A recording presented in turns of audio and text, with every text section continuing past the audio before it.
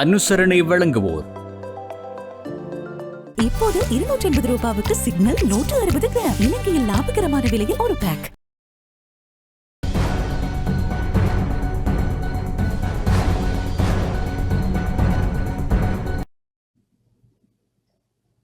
வணக்கம். டான் தமிழொலியின் இரவு நேர பிரதான செய்திகளுடன் புலேந்திரன் சுலாக்ஷன். முதலில் தலைப்புச் செய்திகள்.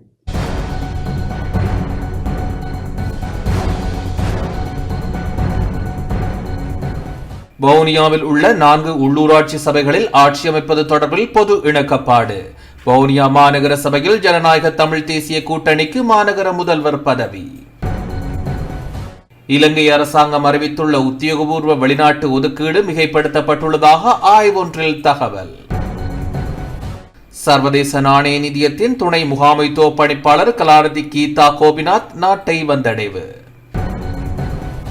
யாழ்ப்பாணம் பலாலி கிழக்கு அருள்மிகு ஸ்ரீ ராஜராஜேஸ்வரி அம்மன் ஆலயத்தில் பொதுமக்கள் வழிபாடு செய்வதற்கு அனுமதி.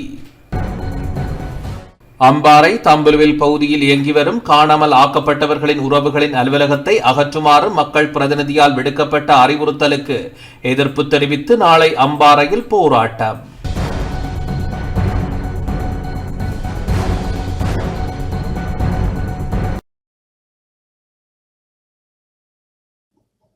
தொடர்வது முதன்மை செய்திகள்.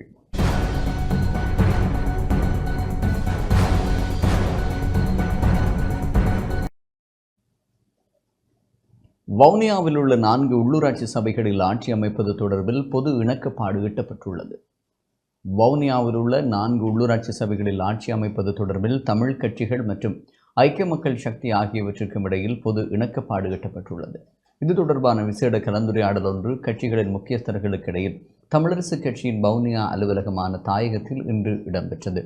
கலந்துரையாடலில் கலந்து கொண்ட தமிழரசு கட்சி, ஜனநாயக தமிழ் தேசிய கூட்டணி, ஐக்கிய மக்கள் சக்தி, ஜனநாயக தேசிய கூட்டணி ஆகியவற்றின் பிரதிநிதிகளுக்கு இடையில் பொது நோக்கம் ஒன்றை அடிப்படையாக கொண்டு வவுனியாவில் உள்ள 4 சபைகளிலும் இணைந்து ஒரு நிர்வாகத்தை உருவாக்குவதற்கான இணக்கப்பாடு எட்டப்பட்டுள்ளது. அந்த வகையில் வவுனியா மாநகர சபையில் ஜனநாயக தமிழ் தேசிய கூட்டணிக்கு மாநகர முதல்வர் பதவியும், பிரதி முதல்வர் பதவி ஜனநாயக தேசிய கூட்டணிக்கு முதல் 2 வருடங்களுக்கும், தமிழரசு கட்சிக்கு அடுத்த 2 வருடங்களுக்கும் என தீர்மானிக்கப்பட்டுள்ளது. வவுனியா தெற்கு தமிழ் பிரதேச சபையில் தவிசாளர் பதவி தமிழரசு கட்சிக்கும், உபதவிசாளர் பதவி ஜனநாயக தமிழ் தேசிய கூட்டணிக்கும் என தீர்மானிக்கப்பட்டுள்ளது. உபதவிசாளர் பதவியை 2 வருடங்களுக்கு பகிர்வது தொடர்பாக ஜனநாயக தமிழ் தேசிய கூட்டணிக்கும் ஐக்கிய மக்கள் சக்திக்கும் தொடர்ச்சியாக பேச்சுவார்த்தை முன்னெடுப்பதாக தீர்மானிக்கப்பட்டுள்ளது. அதுடன் வவுனியா வடக்கு பிரதேச சபையில் தமிழரசு கட்சிக்கு தவிசாளர் பதவியும், அகில இலங்கை தமிழ் காங்கிரஸ் கட்சிக்கு உபதவிசாளர் பதவியும் என தீர்மானிக்கப்பட்டுள்ளது. வெங்கல செட்டிக்குள பிரதேச சபையில் ஐக்கிய மக்கள் சக்திக்கு தவிசாளர் பதவியும், தமிழரசு கட்சிக்கு உபதவிசாளர் பதவியும் என தீர்மானிக்கப்பட்டுள்ளது.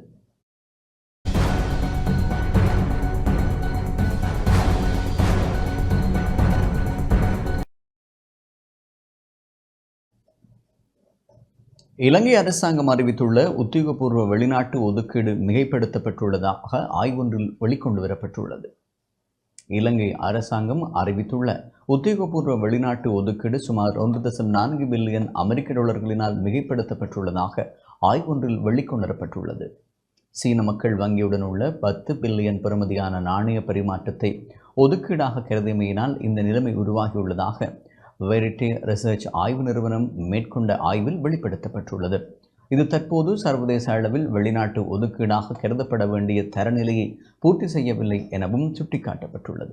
சர்வதேச நாணய நிதியம் வெளியிட்டுள்ள அறிக்கைக்கு அமைய வெளிநாட்டு சொத்து இருப்பானது திரவத்தன்மையை கொண்டிருக்க வேண்டும் அல்லது நிபந்தனையற்ற முறையில் உடனடியாக கிடைக்கக்கூடியதாக இருக்க வேண்டும். ஆனால் நாணய பரிமாற்றம் இதனை நிறைவேற்ற தவறியுள்ளது. ஏனெனில் பல்வேறு நிபந்தனைகளுக்கு உட்பட்டு காணப்படுகிறது. எதிர்காலத்தில் குறித்த நிபந்தனைகள் நீக்கப்படுவதற்கான சாத்தியமும் காணப்படுகிறது. அந்த வகையில் வெளிநாட்டு ஒதுக்கீடாக அங்கீகரிக்கப்படாத சொத்துக்களை சேர்ப்பதனால் இலங்கையின் உத்தியோகபூர்வ வெளிநாட்டு ஒதுக்கீடு மிகைப்படுத்தப்பட்டுள்ளதாகவே கருதப்படுகிறது.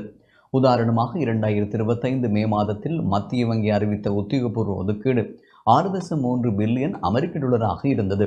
சர்வதேச தரநிலைக்கு ஏற்ப கணக்கிட்டிருந்தால் அது சுமார் 4.9 பில்லியன் அமெரிக்க டாலராக இருந்திருக்க வேண்டும். மேலும் இந்த தவறான கணக்கீட்டை பயன்படுத்தி அரசியல்வாதிகளும் அரசு அதிகாரிகளும் 2 விதமான கணக்கீடுகளை பயன்படுத்தி ஒரு காலப்புள்ளியில் மற்றொரு காலப்புள்ளி வரை வெளிநாட்டு ஒதுக்கீடுகளின் அதிகரிப்பை ஒப்பிட்டு மதிப்பீடு செய்ய முயற்சித்துள்ளனர். இதனால் 2022 ஏப்ரல் மாதத்திற்கு பின்னர் வெளிநாட்டு ஒதுக்கங்களின் அதிகரிப்பு தொடர்பில் தவறான தகவல்கள் பகிரப்பட்டுள்ளன.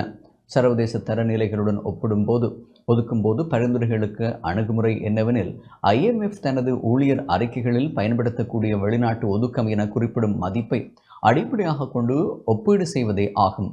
இதில் பணமாற்றம், ஒப்பந்தம் மற்றும் வெளிநாட்டு ஒதுக்க சொத்துக்களுக்கான வரையறையை பூர்த்தி செய்யாத எந்த ஒரு சொத்தும் உள்வாங்கப்படாது என தெரிவிக்கப்பட்டுள்ளது.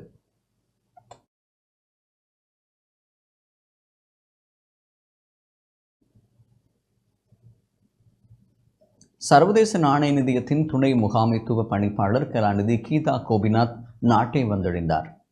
சர்வதேச நாணய நிதியத்தின் முதன்மை பிரதி முகாமையாளர் கீதா கோபிநாத் 2 நாள் உத்தியோகபூர்வ விஜயம் மேற்கொண்டு நாட்டிற்கு வருகை தந்துள்ளார். கடந்த 2005ஆம் ஆண்டுக்கு பின்னர் சர்வதேச நாணய நிதியத்தின் முதன்மை பிரதி நிர்வாக இயக்குனர் ஒருவர் நாட்டுக்கு வருகை தரும் முதல் சந்தர்ப்பம் இதுவாகும். இவர் நாளை வரை நாட்டில் தங்கியிருப்பார் என தெரிவிக்கப்பட்டுள்ளது.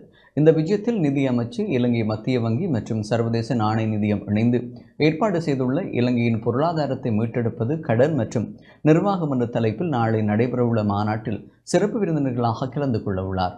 சர்வதேச நாணய நிதியத்தின் ஆதரவுடன் கூடிய சீர்திருத்த திட்டத்தின் முதல் பாதி நிறைவடைந்துள்ள நிலையில் நடைபெறும் இந்த மாநாட்டில் இலங்கையின் பொருளாதார ஸ்திரத்தன்மையை அடைவதில் உள்ள அனுபவங்கள், கடன் மறுசீரமைப்பு மற்றும் நிர்வாகம் மற்றும் வரவிருக்கும் சவால்கள் குறித்து கலந்துரையாடப்படும் என்று எதிர்பார்க்கப்படுகிறது.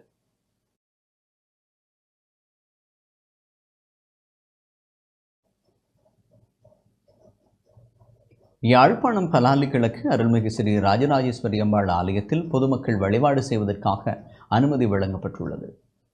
இராணுவத்தினரின் கட்டுப்பாட்டில் இருந்த யாழ்ப்பாணம் பலாலி கிழக்கு அருள்மிகு ஸ்ரீ ராஜராஜேஸ்வரி அம்மன் ஆலயத்தின் பொதுமக்கள் வழிபாடு செய்வதற்காக இன்றைய தினம் முதல் அனுமதி வழங்கப்பட்டுள்ளது. அந்த வகையில் இன்றிலிருந்து மக்கள் சுதந்திரமாக ஆலயத்திற்கு சென்று வழிபட முடியும் என இராணுவத்தினர் தெரிவித்துள்ளனர். மக்களின் வேண்டுகோளுக்கிணங்க அரசாங்கத்தின் தலையீட்டின் மூலம் குறித்த ஆலயம் பொதுமக்கள் வழிபாடு செய்வதற்காக விடுவிக்கப்பட்டது.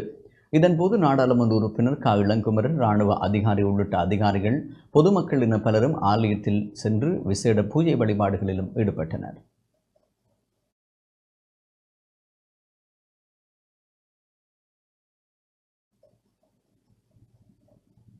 அம்பாறை தம்புலவில் பகுதியில் இயங்கி வரும் காணாமல் ஆக்கப்பட்டவர்களின் உறவினர்களின் அலுவலகத்தை அகற்றுமாறு மக்கள் பிரதிநிதியால் விடுவிக்கப்பட்ட அறிவுறுத்தலுக்கு எதிர்ப்பு தெரிவித்து நாளை அம்பாறையில் போராட்டம் முன்னெடுக்கப்பட உள்ளது. அம்பாறை தம்புலவில் மத்திய சந்தை பகுதியில் இயங்கி வருகின்ற அம்பாறை மாவட்ட காணாமல் ஆக்கப்பட்டவர்களின் உறவுகளின் அலுவலகத்தை உடனடியாக அகற்றுமாறு மக்களின் வாக்குகளை பெற்ற தவிசாளராகிய சசிகுமார் என்பவரால் அறிவுறுத்தப்பட்டுள்ளமைக்கு எதிர்ப்பு தெரிவித்து நாளை அம்பாறையில் போராட்டம் முன்னெடுக்கப்பட உள்ளதாக வடகிழக்கு வலிந்து காணாமலாக்கப்பட்ட உறவுகளின் சங்கம் தெரிவித்துள்ளது. கிளிநொச்சியில் வடக்கு கிழக்கு வலிந்து காணாமலாக்கப்பட்ட உறவுகளின் சங்கத்தின் ஊடக சந்திப்பு இன்று நடைபெற்ற போது சங்கத்தின் தலைவி யோகராஜா கலாரஞ்சினி இதனை தெரிவித்தார். அம்பாறை மாவட்டத்திலே தம்புலுவல் மத்திய சந்தை எல்லைக்கு உட்பட்ட பிரதேசத்திலே வலிந்து காணாமல் ஆக்கப்பட்டோர் அலுவலகம் அமைந்திருக்கிறது. இன்றைக்கு 7-8 வருடங்களுக்கு மேலாக அந்த இடத்திலே அந்த அலுவலகம் அமையப்பெற்று பல போராட்டங்களையும் பேரணிகளையும் வலிந்து காணாமல் ஆக்கப்பட்ட உறவுகள் அங்கே நடாத்தி கொண்டிருக்கின்றன. தற்போது இந்த தேர்தலின் ஊடாக பிரதேசபை தவிசாளராக நியமிக்கப்பட்டிருக்கின்ற சசிகுமார் என்பவர் அதுக்கு தடை உத்தரவை பிறப்பித்துள்ளார். அந்த இடத்திலே போராட்டங்களோ பேரணிகளோ நடத்தப்படக்கூடாதென்றும் அந்த கட்டிட அலுவலகத்தை விட வேண்டும் என்று கோரியும் அங்கே ஒரு அறிவித்தல் ஒட்டப்பட்டிருக்கிறது.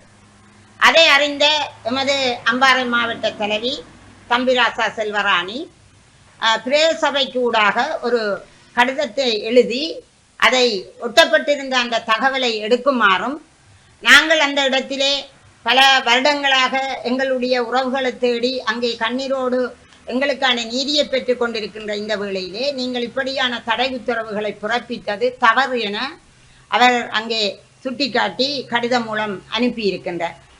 ஆனால் அந்த கடிதத்துக்கு அவர் எதுவித அறிவித்தலும் அல்லாட்டால் அதுக்கு ஏற்ற நடவடிக்கையுமோ அவரால் எடுக்கப்படவில்லை.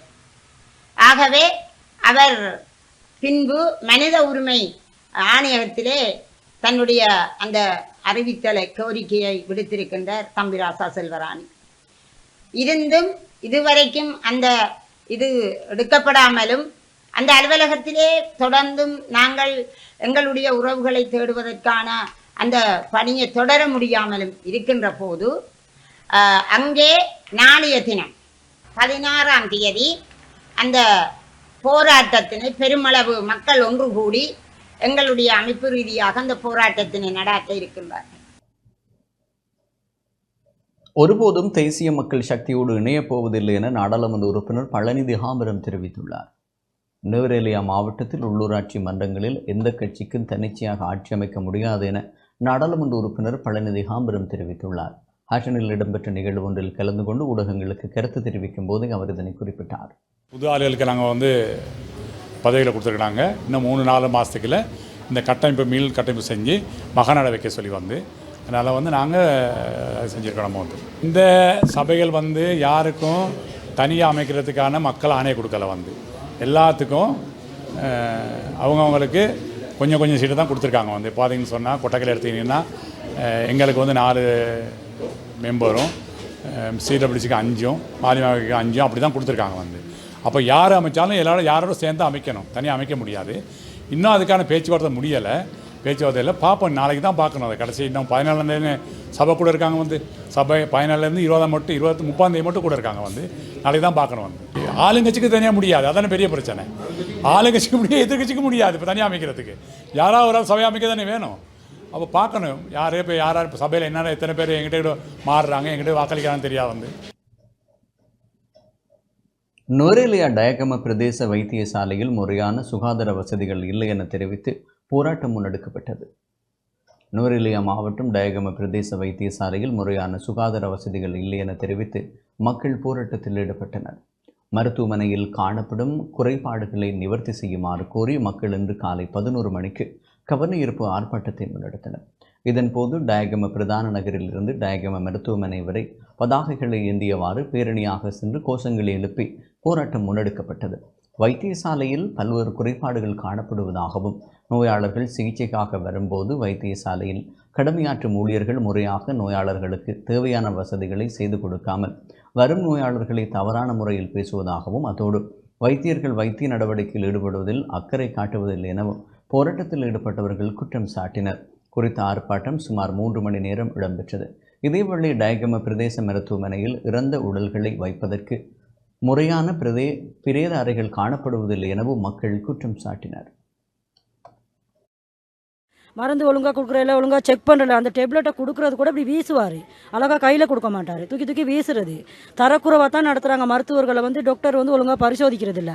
நோயாளிகளே ஒழுங்காக எப்படி கதைக்கணும் அப்படின்னு கதைக்கிறது இல்லை. தரக்குறைவாக எப்படியெல்லாம் அவங்களுக்கு பேச முடியுமோ அப்படிலாம் கேவலமாக பேசுகிறாங்க. ஏதோ நாங்கள் சாதாரண வயசில் உள்ளவங்க எடுத்து கேட்டலாம், வயசு போன அம்மா மருந்து கிளினிக் வரவங்கள எடுத்துக்கவே இல்லாது. சீ போ என்ன நாய் பெயின்லாம் பேசுகிறாங்க. அப்படி தரக்குறைவாக பேசுகிறதும் இந்த ஹாஸ்பிட்டல் தேவையில்லையே. ஒழுங்கான ஒரு மருத்துவர்னா ஒழுங்காக பரிசோதிக்கணும், ஒழுங்காக மருந்து கொடுக்கணும். அரசு பொது வைத்தியசாலைக்கோ இல்லை அரசாங்கத்துக்கு எதிராகவும் நாங்கள் செய்யலை. இப்போ முக்கியமான ஒரு விஷயம் நாங்கள் முன்வைக்கணும் என்னன்னு சொன்னால், ஒரு நோயாளி ஒருத்தவங்க அந்த ஹாஸ்பிட்டலுக்கு போனாங்கன்னு சொன்னால் அங்கே வேலை செய்கிற அரசு அதிகாரிகள் தகாத வார்த்தைகளால் பேசி அவங்கள அவமானப்படுத்தி வீட்டுக்கு அனுப்புகிறாங்க. அதுவும் சொல்கிறாங்க, இப்போ ஒரு பேஷண்ட் மருந்து கட்டணும்னு போகணும்னு சொன்னால் சொல்கிறாங்க 5-6 பேர் சேர்ந்தா மட்டும்தான் மருந்து கட்டும், இல்லாட்டி இல்லை வீட்டுக்கு போங்கன்னு சொல்கிறாங்க. இப்போ இந்த மாதிரி விஷயங்களை நீங்கள் அரசாங்கத்தால் நல்ல முடிவுன்னு எடுத்து தரணும்னு சொல்லி கேட்டுக்கொள்கிறோம். வைத்தியசாலையில் இருக்கிற நோயாளிகளுக்கு தகுந்த உணவுகளும் வசதிகளும் இல்லை. அதே போல் மருத்துவ வசதிகளை அந்த நேரத்துக்கு கொடுக்கப்படுறதில்லை.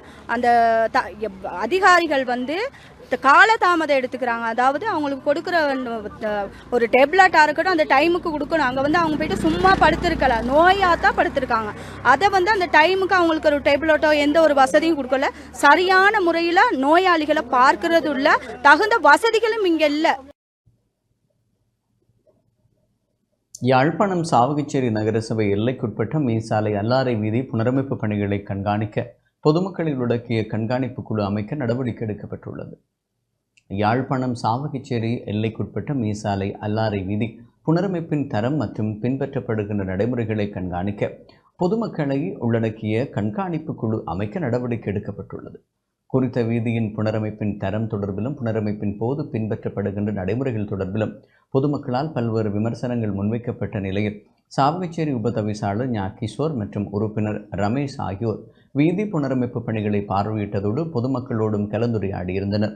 இதன்போது வீதி அபிவிருத்தி திணைக்களத்தின் தொழில்நுட்ப உத்தியோகஸ்தரோடு கலந்துரையாடிய அப்பகுதி மக்களை உள்ளடக்கிய கண்காணிப்பு குழு ஒன்றினை உருவாக்கிய பின்னர் வீதி புனரமைப்பு பணிகளை முன்னெடுக்குமாறு உப தவிசாளர் வேண்டுகோள் விடுத்தார். அதுவரை புனரமைப்பு வேலைகளை நிறுத்தி வைக்குமாறும் கேட்டுக்கொண்டார். இதனை ஏற்றுக்கொண்ட அதிகாரிகள் உடனடியாக கண்காணிப்பு குழு அமைப்பதற்கான நடவடிக்கைகளையும் தெரிவித்துள்ளனர்.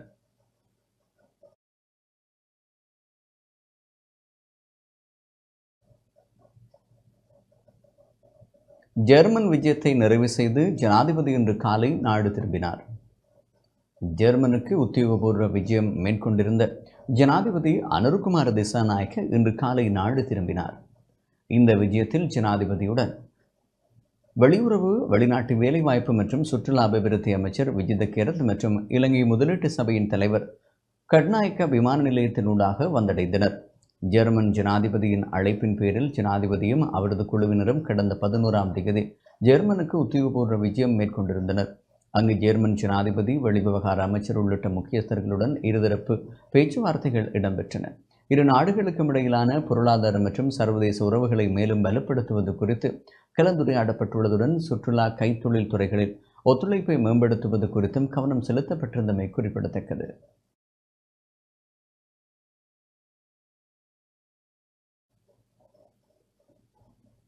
அரசு சேவையை பயனுள்ளதாக மாற்றுவதற்கு செயற்கை நுண்ணறிவை பயன்படுத்துவது தொடர்பிலான பயிற்சி பட்டறை அலரி மாளிகையில் இடம்பெற்றது. அரசு சேவையை பயனுள்ளதாகவும் திறனானதாகவும் மாற்ற செயற்கை நுண்ணறிவை பயன்படுத்துவது தொடர்பிலான பயிற்சி பட்டறை இன்று அலரி மாளிகையில் இடம்பெற்றது.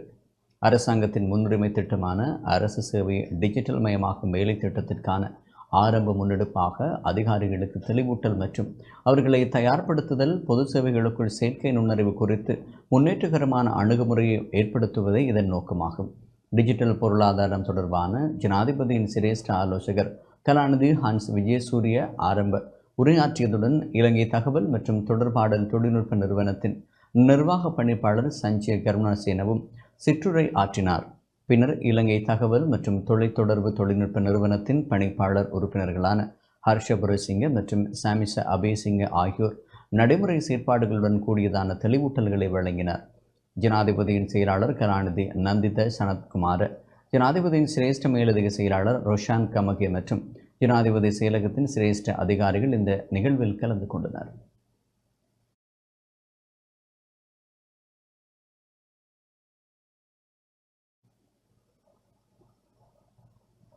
மக்களுக்கு உண்மைகளை வெளிப்படுத்துவதை தடுத்து வைப்பதற்கு அரசாங்கம் திட்டமிடுவதாக முன்னாள் அமைச்சர் உதய கமன்வில தெரிவித்துள்ளார்.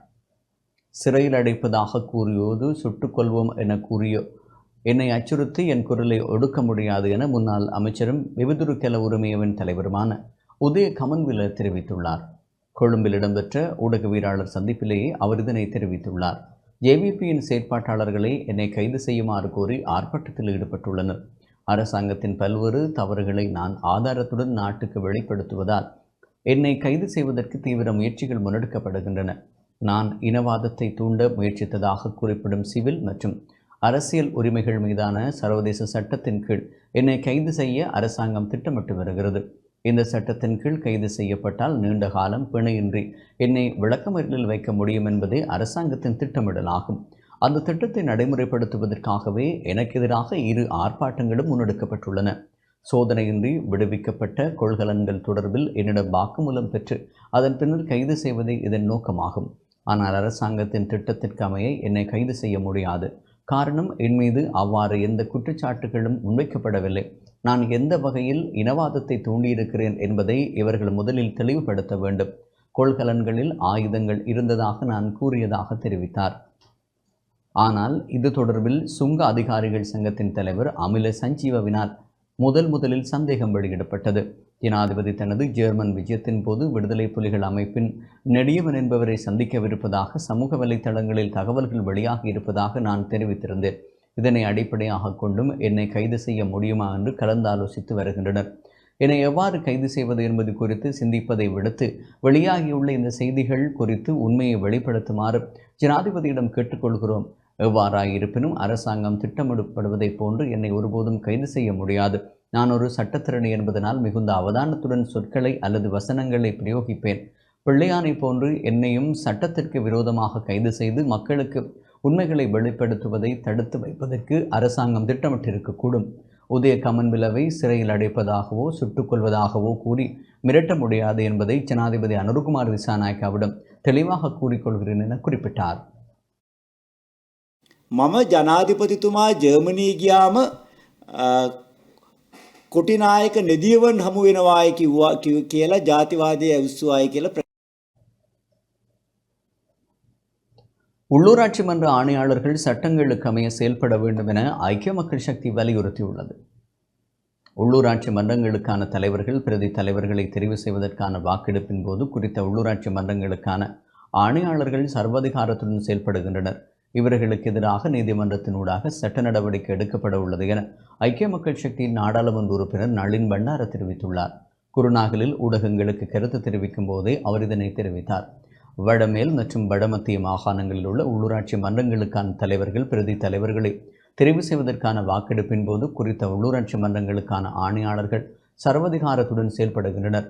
இந்த தெரிவுகள் தொடர்பில் பொது நிர்வாக அமைச்சால் ஆலோசனை வழிகாட்டல்கள் வெளியிடப்பட்டுள்ளன. இதற்கமைய இரகசிய வாக்கெடுப்பு நடத்தப்பட வேண்டுமா இல்லையா என்பது குறித்து கருத்து கோரல் பகிரங்கமாகவே முன்னெடுக்கப்பட வேண்டும். இதற்கு இரகசிய கருத்து கோரலை கோர முடியாது.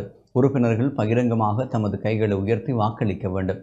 ஆனால் குருநாகல், புத்தளம், அனுராதபுரம் மற்றும் புலனறுவை மாவட்டங்களில் உள்ளூராட்சி ஆணையாளர்கள் அரசாங்கத்திற்கு சார்பாக அரசாங்கத்தின் தேவைகளை நிறைவேற்றுவதற்காக தவறான முறைமையை நடைமுறைப்படுத்துகின்றனர். இது தொடர்பில் எதிர்க்கட்சி என்ற ரீதியில் கடும் நடவடிக்கைகளை முன்னெடுக்க தீர்மானித்துள்ளோம். இது தொடர்பில் பொது நிர்வாக செயலாளருக்கு தெளிவுபடுத்தி இருக்கிறோம். உள்ளூராட்சி மன்ற சட்டங்களுக்கு அமைய செயல்படுமாறும் வலியுறுத்துகிறோம். நீதிமன்றத்தை நாடி இந்த அநீதிக்கு எதிராக சட்ட நடவடிக்கை எடுப்போம். அதுடன் கொழும்பு மாநகர சபை முதல்வர், பிரதி முதல்வர் தெரிவுக்கான வாக்கெடுப்பின் போது ஆணையாளர்கள் முறையாக செயல்படுவார்கள் என நம்புகிறோம் என நளின் பண்டார தெரிவித்துள்ளார்.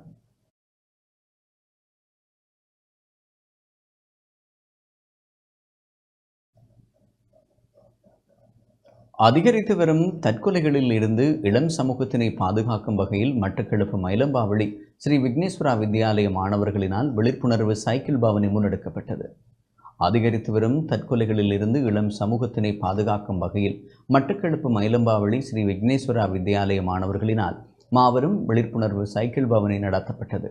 மயிலம்பாவளி ஸ்ரீ விக்னேஸ்வரா வித்தியாலயத்தின் 80வது ஆண்டு நிறைவினை முன்னிட்டு பல்வேறு நிகழ்வுகளுக்கான ஏற்பாடுகள் முன்னெடுக்கப்பட்டு வரும் நிலையில் இந்த விழிப்புணர்வு நிகழ்வு நடத்தப்பட்டது. பாடசாலை பழைய மாணவர்கள் ஆகியோரின் ஏற்பாட்டில் பாடசாலையின் அதிபர் பாஸ்கரன் உள்ளிட்ட ஆசிரியர்கள், மாணவர்கள் இந்த சைக்கிள் விழிப்புணர்வு நிகழ்வில் கலந்து கொண்டனர். சைக்கிள் பவனியின் போது தற்கொலைகளை தடுப்பது குறித்தான துண்டு பிரசுரங்களும் வழங்கப்பட்டன. மயிலம்பாவளி ஸ்ரீ விக்னேஸ்வரா வித்தியாலயத்தில் 80வது ஆண்டு நிகழ்வு எதிர்வரும் 7ஆம் மாதம் 5ஆம் தேதி வீதி விழா இடம்பெற உள்ளது. அந்நிகழ்வை சிறப்பிக்கும் முகமாக இன்று பழைய மாணவர்களால் ஒழுங்கு செய்யப்பட்டுள்ள குறிப்பாக சைக்கிள் பவனியானது தற்போது ஆரம்பமாகி நிறைவு கட்டத்தை எட்டியுள்ளது. குறிப்பாக இந்த பாடசாலையானது மயிலம்பாவளியிலே குறிப்பாக பல்வேறு மாணவர்களின் கல்வி தாக்கத்தை தீர்க்கின்ற ஒரு பாடசாலையாக காணப்படுகின்றது. இப்பாடசாலை ஆரம்ப காலத்திலே ஒரு ஆரம்ப பிரிவாக இருந்து இடைநிலை பாடசாலையாக மாறி குறிப்பாக இன்று உயர்தரம் உள்ள பாடசாலையாக காணப்படுகின்றது.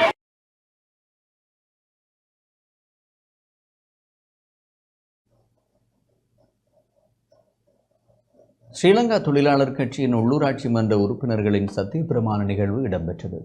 ஸ்ரீலங்கா தொழிலாளர் கட்சியின் வன்னி மாவட்ட உள்ளூராட்சி மன்ற உறுப்பினர்களின் சத்தியப்பிரமாண நிகழ்வு இன்று இடம்பெற்றது. கட்சியின் தலைவரும் நாடாளுமன்ற உறுப்பினருமான ஹாதர் மஸ்தான் தலைமையில் வவுனியா குருவன்காடு பகுதியில் உள்ள விருந்தினர் விடுதியில் இடம்பெற்றது. கடந்த உள்ளூராட்சி மன்ற தேர்தலில் ஸ்ரீலங்கா தொழிலாளர் கட்சி சார்பாக வவுனியா, மன்னார், முல்லைத்தீவு ஆகிய மாவட்டங்களின் வேட்பாளர்களை போட்டியிட்டனர். இதில் வெற்றி பெற்ற 26 உள்ளூராட்சி மன்ற உறுப்பினர்கள் கலந்து கொண்டு சத்தியப்பிரமாணம் செய்து கொண்டனர். இந்நிகழ்வில் கட்சியின் முக்கியஸ்தர்கள், ஆதரவாளர்கள் என பலரும் கலந்து கொண்டனர். மக்களுடைய ஆணைப்படி நாங்கள் எங்களுடைய ஸ்ரீலங்கா தொழிலாளர் கட்சிக்கு அங்கே 4 உறுப்பினர்களும் 4 பேரும் வட்டாரத்தை வெற்றி பெற்ற உறுப்பினர்கள். அதே போல் தேசிய மக்கள் சக்திக்கு 4 உறுப்பினர்கள் இருக்கின்றோம். அதே மாதிரி சுயேட்சை குழுக்களாக போட்டியிட்ட 2 பேர் எங்களுக்கு ஆதரிக்கின்றார்கள். என்கிற முறைகளில் வந்து நல்ல நிலைமைகள் இருக்குது. நான் கின்றேன் நாளைக்கு இந்த நேரம் முடிவு தெரியும். அநேகமாக நாங்கள் போடுற அணியினர் மேயராக இன்ஷா அல்லாஹ் இறைவன் உதவியோடு வெற்றி பெறுவான்ற முழு நம்பிக்கை இருக்கின்றது. ஏனென்றால் நாங்கள் மற்ற கட்சிகள் எடுத்தாலும் அவங்களே ஒரு கொள்கை இருந்துச்சு, மக்கள் கூடுதலாக யாரை ஆதரிச்சிருக்கின்றார்களோ அந்த அணியை நாங்கள் ஆதரிப்போங்கிறது ஒரு கொள்கை. ஆனாலும் இங்கு எங்களை அந்த நிலைமையில் பார்க்குறாங்க இல்லை மற்ற அணியினர். ஏண்டா நாங்கள் சொல்லப்போனால் 4 உறுப்பினர்களை பெற்ற கட்சி 3 தான் இங்கே இருக்கின்றது. அந்த 3ல் 2 கட்சி ஒரு பக்கம் நாங்கள் இருக்கின்றோம். அப்போ அதற்குரிய ஆதரவுகளை மற்றவர்கள் நினைக்கணும். இந்த மற்ற இடங்களில் மாதிரி தெரியொன்று வரையில் உறுப்பினர்கள் அதை சிந்தித்து கடந்த காலங்களுடன் ஒப்பிட்டு யார் வந்தால் இந்த மாநகர சபை மக்களுக்கு ஒரு நல்ல சேவைகளை வழங்கலாம், அவர்களுடைய அதே மாதிரி இந்த அந்த பகுதிகளில் உள்ள மக்களுடைய பிரச்சனைகளுக்கு யாரால் முடிவெடுப்பாங்கிற அடிப்படையில் நினைக்கிறேன். மிக அழகாக உறுப்பினர்கள் நிதானமாக சிந்தித்து அவங்க வாக்களித்தாங்கன்னா இறைவன் உதவியோடு நாங்கள் அநேகமாக வெற்றி பெறுவோம் என்று நினைக்கிறோம். மட்டக்களப்பு காத்தான்குடி பள்ளிவாசல்கள் முஸ்லிம் நிறுவனங்களின் சம்மேளனத்திற்கு புதிய நிர்வாகத்தினர் தெரிவு செய்யப்பட்டுள்ளனர். மட்டக்களப்பு காத்தான்குடி பள்ளிவாசல்கள் முஸ்லிம் நிறுவனங்களின் சம்மேளனத்திற்கு வருடாந்த பொதுச்சபை கூட்டம் இன்று காத்தான்குடி முஹைதீன் மெதத்தை பெரிய பள்ளிவாசலில் நடைபெற்றது. கடந்த ஒரு வருடத்திற்கான செயற்பாட்டு அறிக்கையை செயலாளர் இல்ஹாம் மௌலவி வாசித்ததுடன் கணக்கறிக்கையை பொருளாளர் இம்ரான் சமர்ப்பித்தார். சம்மேளனத்தின் தலைவர் பொறியியலாளர் தௌஃபிக் தலைமையில் நடைபெற்ற கூட்டத்தில் சம்மேளனத்தின் புதிய தலைவராக காத்தான்குடி முதலாம் குறிச்சி மீரா பெரிய ஜும்மா பள்ளிவாசலில் இருந்து தலைவரை தெரிவு செய்து தரும் வரை சம்மேளனத்தின் பிரதி தலைவராக இருக்கும் ஓய்வு பெற்ற அதிபர் சாத்தார் பதில் தலைவராக செயற்படுவார் என தீர்மானம் நிறைவேற்றப்பட்டது. சம்மேளனத்தின் பொதுச் செயலாளராக காத்தான்குடி ஜாமியத்துல் உலமா சபை சார்பில் மௌலவி ரமீஸ் ஜமாலி தெரிவு செய்யப்பட்டுள்ளதுடன் பொருளாளராக புதிய காத்தான்குடி பத்ரியா ஜும்மா பள்ளிவாசல் சார்பாக மிஸ்ருல் ஹாஃபி அவர்களும் தெரிவு செய்யப்பட்டார்.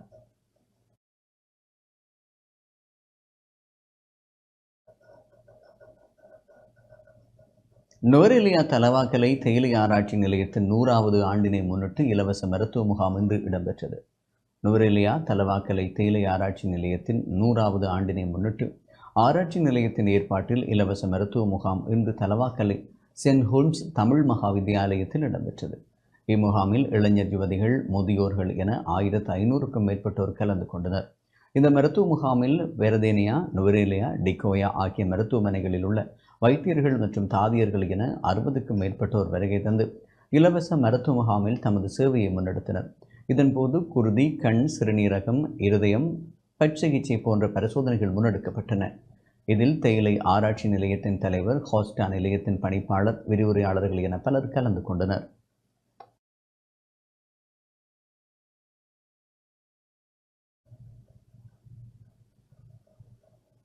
மட்டக்களப்பு காத்தான்குடி மீடியா ஃபோரத்தின் 25வது வருட நிறைவு விழா சிறப்பாக நடைபெற்றது. மட்டக்களப்பு காத்தான்குடி மீடியா ஃபோரத்தின் 25வது வருட நிறைவு விழாவும் கிழக்கு மாகாண ஊடகவியலாளர்கள் ஒன்று கூடல் நிகழ்வும் நேற்று மாலை காத்தான்குடியில் இடம்பெற்றது. புதிய காத்தான்குடி அல் அக்ஷா ஜும்மா பள்ளிவாசலில் இருந்து ஊடகவியலாளர்கள் மற்றும் அதிதிகள் விழா மண்டபம் வரை அழைத்து செல்லப்பட்டனர். காத்தான்குடி மீடியா ஃபோரத்தின் தலைவர் MSM நூர்தீன் தலைமையில் நடைபெற்ற நிகழ்வில் பிரதம அதிதியாக இலங்கை தென்கிழக்கு பல்கலைக்கழகத்தின் வர்த்தக மற்றும் முகாமைத்துவ பீடத்தின் பீடாதிபதி பேராசிரியர் கலாநிதி முஸ்தபா கலந்து கொண்டார்.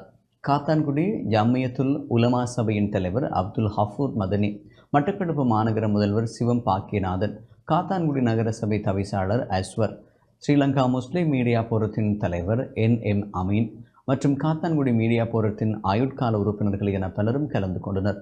25 ஆண்டுகள் நிறைவை சிறப்பிக்கும் வகையில் 2 சிறப்பு மலர்களும் வெளியிடப்பட்டன. நிகழ்வில் ஊடகவியலாளர்களும் மட்டக்களப்பு மாநகர முதல்வருமான சிவம் பாக்கியநாதன் பொன்னாடி பூர்த்தி கௌரவிக்கப்பட்டமை குறிப்பிடத்தக்கது.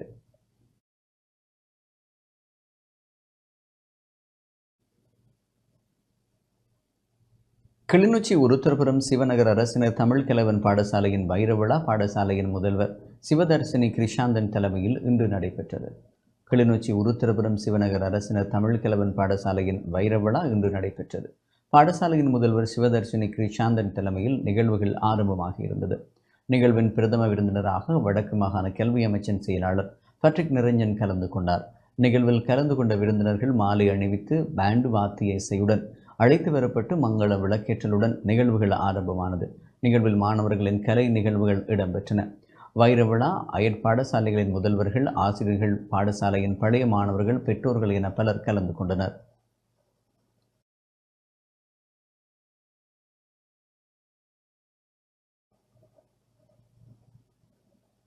இளைஞர் சேவை மன்றத்தின் நிலையான சமாதானத்தை கட்டியெழுப்பும் மத நல்லிணக்க பாத யாத்திரை யாழிலிருந்து இன்று ஆரம்பமானது. தேசிய இளைஞர் சேவை மன்றத்தினரின் நிலையான சமாதானத்திற்காக மத நல்லிணக்கத்தை கட்டியெழுப்பும் நோக்கில் இளைஞர்களின் சந்நிதியிலிருந்து கதிர்காமம் நோக்கிய பாத யாத்திரை இன்று காலை 9 மணியளவில் தொண்டைமானாறு செல்வச்சன்னதியான் ஆலயத்திலிருந்து ஆரம்பமானது. சந்நிதியான் ஆலயத்தில் விசேட பூஜை வழிபாடுகளை தொடர்ந்து ஆரம்பமான பாத யாத்திரை சந்நிதியான் ஆச்சிரமத்திற்கு சென்று அங்கு விசேட வழிபாடுகள் இடம்பெற்றதை தொடர்ந்து யாத்திரை புறப்பட்டது. பாத யாத்திரையில் யாழ்ப்பாணத்திலிருந்து 5 இளைஞர்கள் இணைந்துள்ளனர். குறித்த பாத யாத்திரையில் ஒவ்வொரு மாவட்டத்திலும் 5 இளைஞர்கள் இணைந்து கொள்ள உள்ளனர்.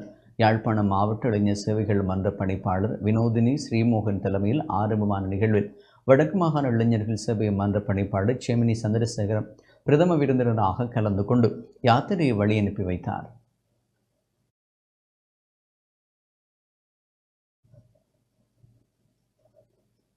யாழ்ப்பாணம் வடமராட்சி பொலிகண்டி பகுதியில் 220 கிலோகிராம் கஞ்சா கைப்பற்றப்பட்டுள்ளது. யாழ்ப்பாணம் வடமராட்சி பொலிகண்டி பகுதியில் 220 கிலோகிராம் கஞ்சா கைப்பற்றப்பட்டுள்ளதுடன் படகு ஒன்றும் வெளியிணைப்பு இயந்திரமும் கைப்பற்றப்பட்டுள்ளன. இராணுவ புலனாய்வுத்துறை மற்றும் சிறப்பு அதிரடிப்படை இணைந்து மேற்கொண்ட சுற்றி வளைப்பின் போது இவ்வாறு கஞ்சா உள்ளிட்ட பொருட்கள் கைப்பற்றப்பட்டன. கடல் மார்க்கமாக கொண்டு வரப்பட்ட கஞ்சா தொகையை இறக்கி கொண்டிருந்த போது இராணுவ புலனாய்வுத்துறையும் சிறப்பு அதிரடி படையினரும் மேற்கொண்ட திடீர் சுற்றி வளைப்பின் போது சந்தேக நபர்கள் தப்பிச் சென்றுள்ளனர். எனினும் 220 கிலோகிராம் கஞ்சாவும் படகும் அதன் வெளியிணைப்பு இயந்திரமும் கைப்பற்றப்பட்டுள்ளன. கைப்பற்றப்பட்ட கஞ்சா, படகு மற்றும் வெளியிணைப்பு இயந்திரம் என்பவற்றை பருத்தித்துறை போலீசாரிடம் ஒப்படைக்க சிறப்பு அதிரடிப்படை நடவடிக்கைகளை முன்னெடுத்துள்ளது.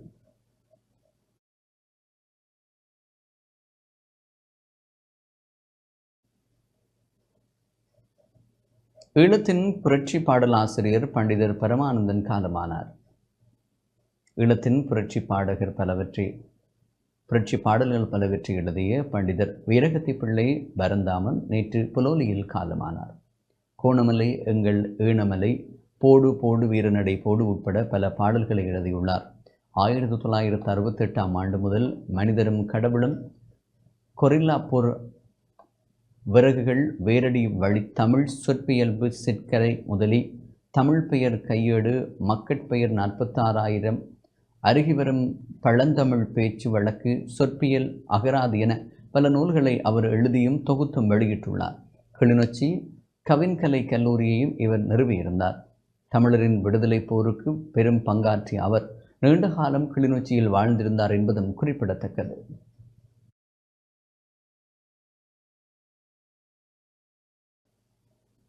இத்துடன் டான் தமிழொலியின் இரவு நேர பிரதான செய்திகள் நிறைவுக்கு வருகின்றன. தொடர்ந்தும் மேலதிக செய்திகளுக்கும் அது டான் நியூஸ் தொலைக்காட்சியுடன் இணைந்திருங்கள். வணக்கம்.